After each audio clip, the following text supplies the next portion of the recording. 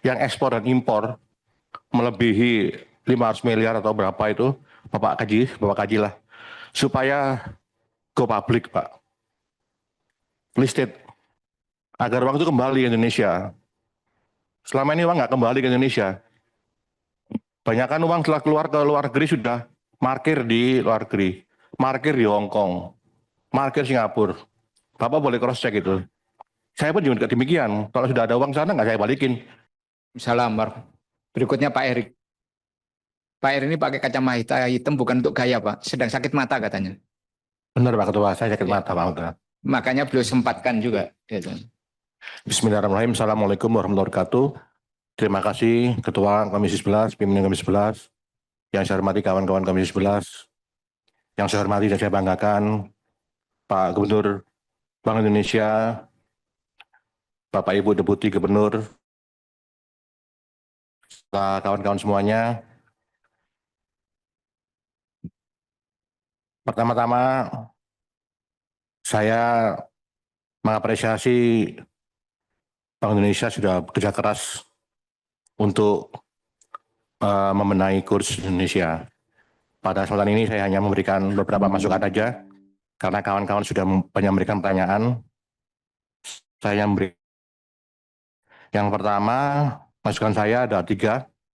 Masukan pertama adalah Bank Indonesia menurut saya sudah waktunya untuk menaikkan kurs suku bunga. Ya, menurut saya di antara 5 sampai 5,5%. Hal ini kan juga tidak jauh dengan spreadsheet. Ini usulannya siapa ini? Usulan Bapak pribadi ya? Iya, saya pribadi. Ya. Saya pribadi ini, Pak. Bapak ini fraksi Golkar. Saya pribadi, ya, sebagai anggota DPR, mewakili Madura. Ya.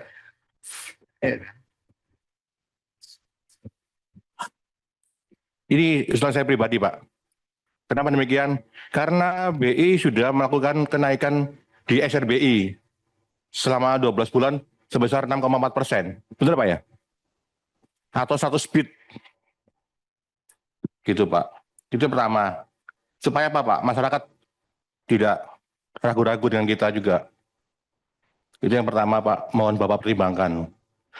Yang kedua juga saya juga berharap ada Bank Indonesia, khususnya pada Pak Gubernur, untuk melakukan approach Pak ke lain. Nggak usah yang permanen Pak. Yang temporary juga boleh. Kayak Singapura gitu.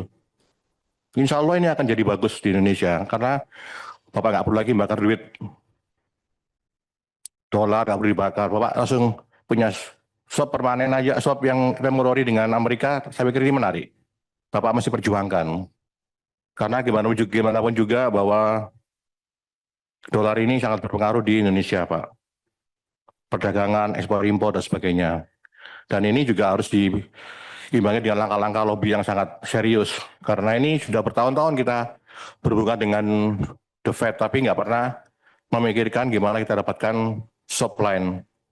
Jangan yang permanen, Pak. Temporary aja udah, Bapak akan jadi legend di Indonesia. Kemudian yang ketiga, saran saya ke Bank Indonesia melalui KSSK, itu juga memikirkan gimana supaya perusahaan yang ekspor dan impor melebihi 500 miliar atau berapa itu, Bapak kaji lah, supaya go public Pak, listed, agar uang itu kembali ke Indonesia. Selama ini uang nggak kembali ke Indonesia. Banyakkan uang setelah keluar ke luar negeri sudah markir di luar negeri, markir di Hong Kong, markir Singapura. Bapak boleh cross check itu. Saya pun juga demikian. Kalau sudah ada uang sana nggak saya balikin ke Indonesia, saya taruh di luar negeri. Saya kalau ekspor sesuatu pasti saya dimin di Hong Kong. Saya simpan di Hong Kong. Nah ini kan menggerus dolar Bapak ini sebenarnya Pak. Nah ini perlu dipikirkan juga melalui KSK, Bapak menyarankan ke OJK atau menyarankan ke Menteri Keuangan agar membuat rule. Jadi orang yang punya ekspor impor, terutama yang di atas 500 miliar per tahun, untuk TBK dan listed, sehingga kembali uangnya ke Indonesia. Demikian juga perusahaan-perusahaan yang punya aset di atas 500 miliar atau berapa, Bapak kaji sendirilah, agar listed juga. Sehingga uang-uang kita ini tetap ada di Indonesia, tidak lari ke luar negeri. Nah ini akan mengaruhi keseimbangan daripada US dollar. Itu ya pimpinan dari saya. Terima kasih. Assalamualaikum warahmatullahi wabarakatuh. Waalaikumsalam warahmatullahi wabarakatuh. Pak Kardaya, saya persilakan. Assalamualaikum warahmatullahi wabarakatuh. Pimpinan dan anggota Komisi 11 yang hadir pada raker hari ini, Gubernur BI beserta jajarannya yang saya hormati. Pertama-tama tentunya saya menyampaikan juga ikut dengan teman-teman yang lain memberikan apresiasi terhadap pencapaian kinerja BI tahun 2025, yaitu lebih dari 100%, tepatnya 109,3%. Hari ini agenda kita membicarakan laporan kinerja 2025.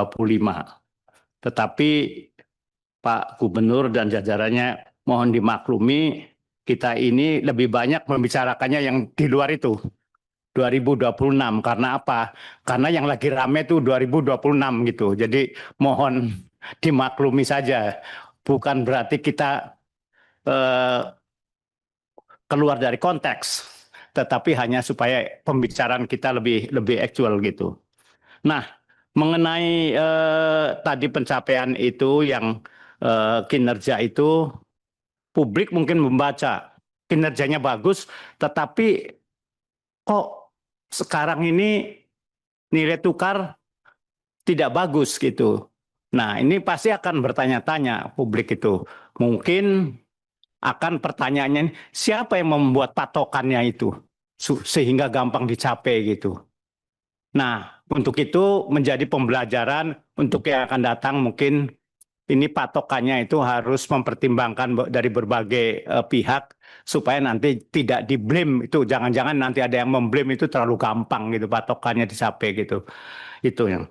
Lalu yang berikutnya masuk ke 2026. Memang sekarang itu isu yang paling rame itu adalah mengenai nilai tukar rupiah. Kita sih nggak ada masalah dengan nilai tukar dolar, yang kita urusin nilai tukar rupiah gitu. Nah, dengan apa?